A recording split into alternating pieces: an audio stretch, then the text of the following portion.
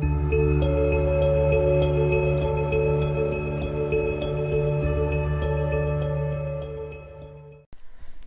guys, welcome back. So here I am at home still, nothing has changed. I'm working in my fitness clothes, which is quite nice. So today I want to talk about one of the topics that was suggested in that announcement, that request that I made for suggestions on my community tab.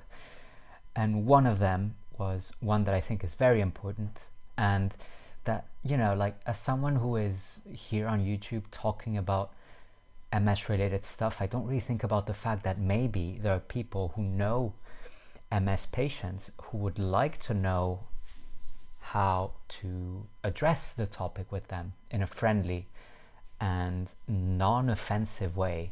I'm gonna make this video entirely about how I feel that I needed to be addressed in the past, and how I've asserted myself as an MS patient, and how I wanted to be, now I have my conditions and I know very clearly how I want it to be discussed, who I want to be aware of it, and so on.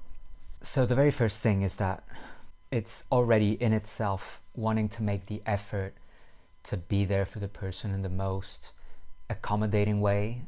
That in itself is one of the most beautiful gestures you can do to a person with MS.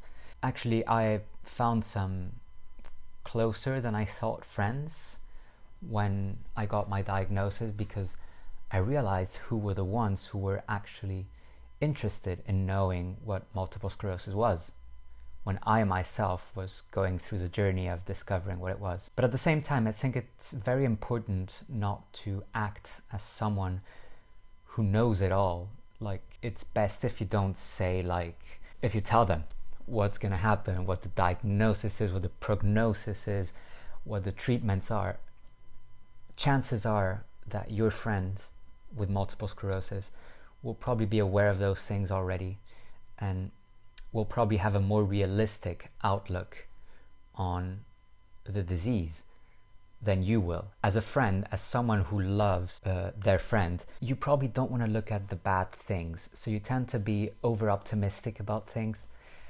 And that, honestly, in my case, that got me on my nerves, and it still does when people tell me that it's not as bad as it once was. Of course it's not, I know, but it still sucks. So give me that moment of, spotlight, because it sucks.